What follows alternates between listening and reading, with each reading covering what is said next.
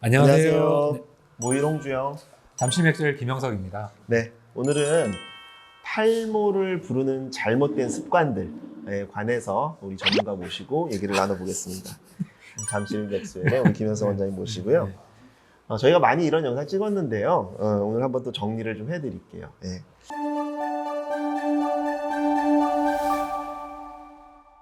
그래서 우리가 탈모를 부르는 좀 나쁜 습관들 있잖아요.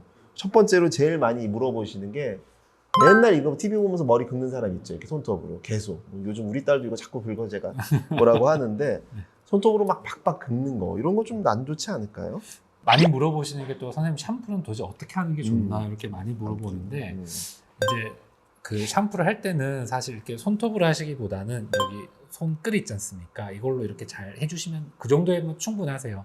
이게 손톱을 잘못하시면 특히 여성분들 손톱 길거나 그러면 당연히 두피에 상처가 많이 나겠죠. 근데 두피에 상처나 염증이 생기면 그게 아주 뭐 노화의 탈모는 아니지만 일시적으로 모발이 좀 빠질 수 있거든요. 그래서 그냥 이런 손톱보다는 약간 손끝마디로 이렇게 문질러 주는 게 좋으시고, 전 그게 힘들다 그러면 올리브영 같은 그런 샵에 가면 이런 그 두피 실리콘 숄 같은 게 있어요. 그래서 그런 걸로 좀 샴푸를 해주시면 되게 좋거든요.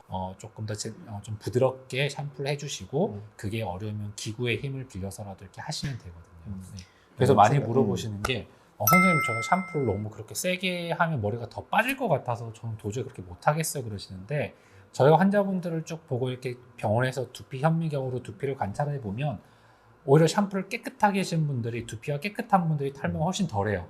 오히려 막 두피 상태가 안 좋고 막 염증이 심하고 이러신 분들이 또 모발이 쉽게 빠지니까 오히려 샴푸는 조금 더 꼼꼼하게 깨끗하게 좋다, 이렇게 알고 계시면 좋으실 것 같아요. 두피를 깨끗이 하고 네네. 샴푸를 깨끗이 철저하게 하고 그다음에 두피에 자극을 너무 주지는 말자, 상처를 내지 말자, 이런 얘기신 것 같아요. 네, 그렇죠? 맞습니다. 네. 자, 그다음에 사실은 이게 탈모도 어쨌든 몸의 일부잖아요. 이게 머리카락도. 그래서 이런 먹는 거 이런 것들도 굉장히 중요할 것 같아요. 그래서 어떤 불규칙한 식습관이라든가 뭐 어떤 단백질이나 어떤 특정 요소가 좀 부족하면 네네네. 탈모가 올 수도 있을 것 같거든요. 네, 그래서 맞습니다. 그래서 특히 여성분들 탈모 일어나는 게 보통 아주 극심한 다이어트. 맞아요. 우리 뭐 남자분들도 요즘 바디 프로필 촬영하시는 거 굉장히 식단 조절 많이 하시는데 사실 그 당시에는 그냥 넘어가요. 근데 이 휴지기 탈모라고 해서 그런 이벤트가 있고 한 2, 3개월 정도 지나면 그때부터 모발이 맞아요. 서서히 빠지기 네. 시작하거든요. 저번 출산후 탈모도 비슷하다고 말씀드렸잖아요. 그래서 다이어트 좋아요. 네, 뭐 식단 줄이는 건 좋은데 조금 소량이라도 골고루 드시면서 다이어트를 해야지, 진짜 물만 드시면서 하는 다이어트 이런 것들은 몸에도 안 좋지만 또 모발을 많이 빠지게 할 수도 있거든요. 요즘에 정말 많으세요. 생각보다. 예, 그래서 극심한 다이어트라고 하면 뭐 한 달에 뭐 정말 20kg 막 이렇게 빼시는 분들이 있어요. 그럼 꼭 와요. 3개월 정도 후에 머리 너무 빠져요. 그러면서 수술하신 분도 그렇게 오거든요, 저희가. 네네네. 그래서 그리고 또 하나는 수면이에요, 수면. 네, 그래서 요즘 막 제가 보면 막 교대 근무하시는 분들이나 또 수험생들 보면 잠을 제대로 못 자다 보니까 또 그런 부분 때문에 또 모발이 많이 또 빠질 수도 있거든요. 그래서 뭐 당연한 얘기겠지만 규칙적인 식습관, 수면, 또 일상생활에서 스트레스 좀 덜 받기, 이런 것들은 당연히 좀 탈모를 예방하는 데 도움이 될 것 같습니다. 말씀 들으니까 저는 탈모가 올 것 같아요. 이거 제대로 하는 게 하나도 없어요, 요새. 예. 자, 그 다음에 우리가 견인성 탈모라 그러죠. 이제 머리를 너무 세게 묶거나, 우리 레게 파마 뭐 이런 거 하는 거 있잖아요. 그리고 뭐 이렇게 한쪽으로만 너무 묶는다든지. 네, 어떻게 네, 생각하세요? 맞습니다. 그래서 근데 그냥 잠깐 뭐 한 달, 두 달 그랬던 건 사실 크게 의미가 없고요.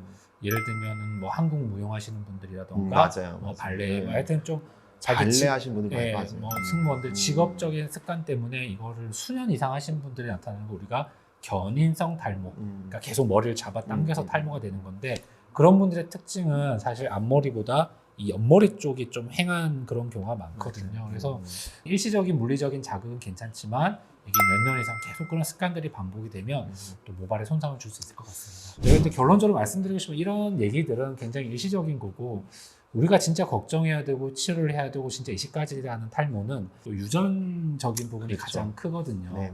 그래도 뭐 주의하면 그래도 나쁘진 않을 것 그렇죠. 같아요. 나쁘진 네. 않죠. 그리고 오히려 잘못 알고 계셔서 이런 거 행위들을 너무 무리하게 하시면 음. 두피에 손상이 돼서 그게 또 문제가 될 수 네. 있으니까 네. 그래서 이게 만약에 좋다고 알고 이제 오히려 대부분의 경우가 크게 의미가 없거나 오히려 독이 될 수 있기 때문에 좀 이런 부분은 주의하셨으면 네. 좋겠습니다. 네. 그래서 결론으로 한마디만 드리면 어쨌든 두피를 깨끗이 하고 너무 자극 주지 말고 뭐 이렇게 설명드리면 될 것 같습니다. 네. 깔끔한 정리 감사합니다. 네. 이상 마치겠습니다. 네. 감사합니다. 감사합니다. 네.